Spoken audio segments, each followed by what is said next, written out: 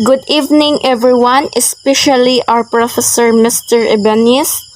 Our topic today about life and works of Rizal on the indolence of the Filipino to the Filipino youth, my first inspiration.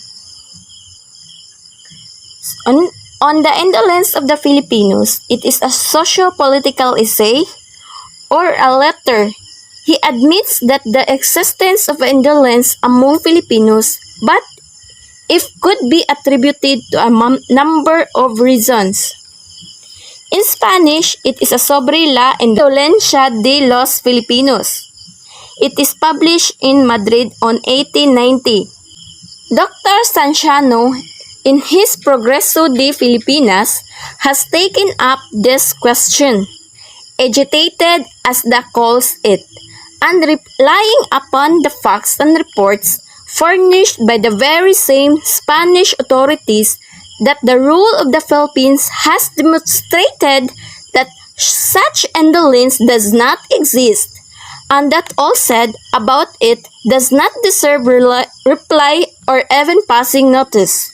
The word indolence has been greatly misused in the sense of little love for work and lack of energy, while ridicule has concealed the misuse. Why that Rizal wrote an essay about the indolence of the Filipino?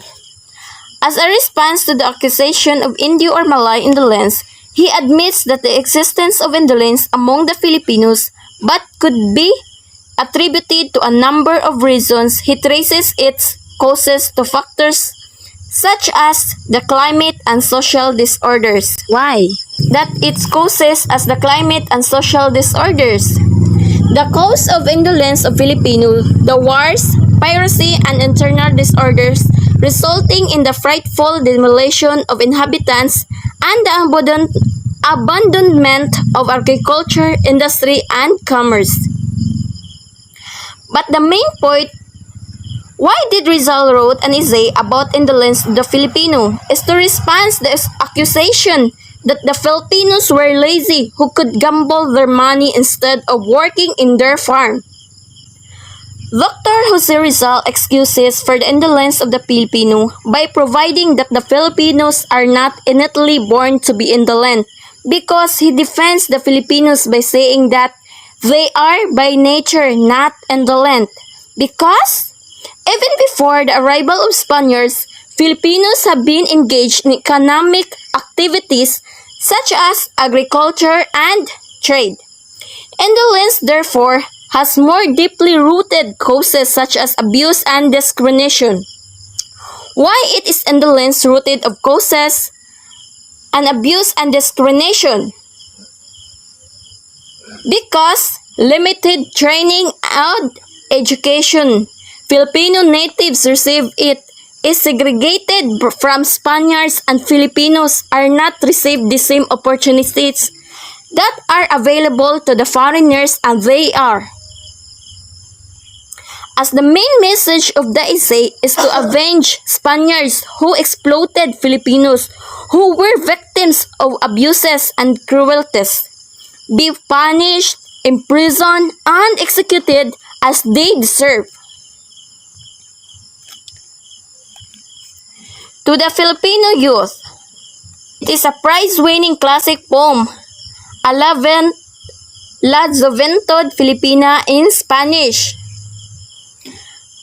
To the Philippines youth, it is a poem that written in Spanish by a Filipino writer and patriot, Jose Rizal, first presented in 1879 in Manila while he was studying at the University of Santo Tomas.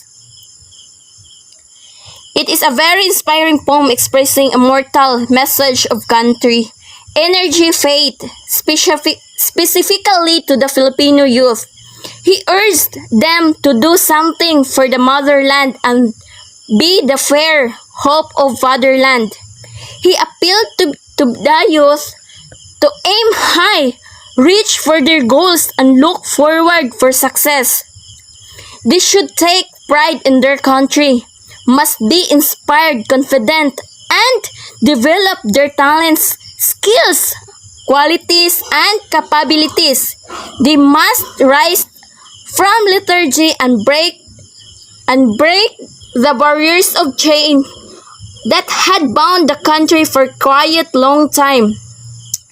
The Spaniards considered the Filipino inferior and incapable of progress. So we must show to everybody that the Spaniards and Filipinos are scientifically, mentally, and artistically equal. In this poem, Rizal believed that the gave birth to the idea that the Philippines is the Filipinos' motherland and not other country. The poem to the Filipino youth by Dr. Rizal is a message primarily to tell the importance of one's love and appreciation to his dialect or language, for it is the bridge of intermediary connecting people's country to each other. In the poem, Rizal praised and rising generation. A La Juventud Filipina was written by Rizal when he was only 18 years old and was dedicated to the Filipino youth, which is described as the fair of hope of my motherland. In the poem, Rizal praises the benefits that Spain has bestowed upon the Philippines.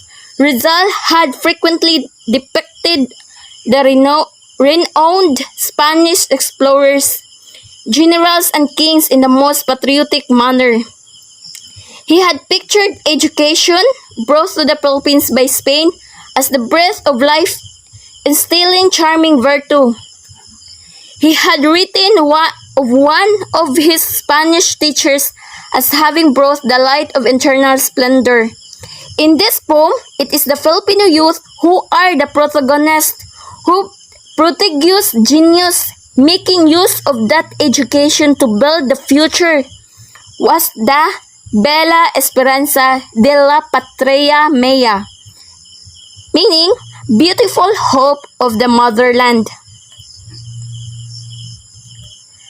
To the Filipino youth poem, unfold, untimid flower, lift up your radiant brow. This day, youth of my native strand, your bounding talent show resplendently and grand. It means self-awareness, self-management, the knowledge and understanding of oneself, the ability to have a clear picture of one's strengths and weaknesses, values and attitudes towards life, needs and desire, and inspiration in life, the ability to accept oneself no matter how imperfect it may be, and confidence.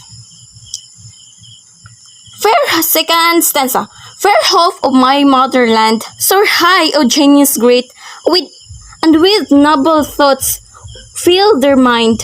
The honor's glorious seat, may their virgin mind fly and find more rapidly than the wind. It means critical thinking, disciplined intellectual criticism that combines research, knowledge of historical context, and balanced judgment, the ability and willingness to question the way things are and not to readily accept things face value. Third stanza. Descend with the blazing light of the arts and sciences to the plain, O youth, and break forright the links of the heaven chain, that you are poetic genius in chain. It means creative thinking, learning new skills, technology adoption, the ability to see beyond the actual and direct experiences, the ability to think outside the box. Fourth stanza. See that in the ardent zone, the Spaniards where shadows stand, both offer a shining crown, with wise and merciful hand, to the son of this Indian land. It means empathy, teamwork, the process of understanding and caring about the needs, desires, and feelings of other people, the ability to see things from the perspective of the others and understand what others are going through. Fifth stanza. You, who heavenward rise on wings of your rich fantasy, seek in the Olympian skies the tenderest poesy. It means the ability to cope with stress, planning and or organizing.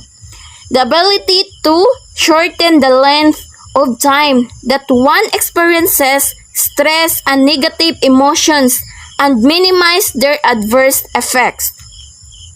Continuation will be the reporter Miss Alcaceba Carmelita.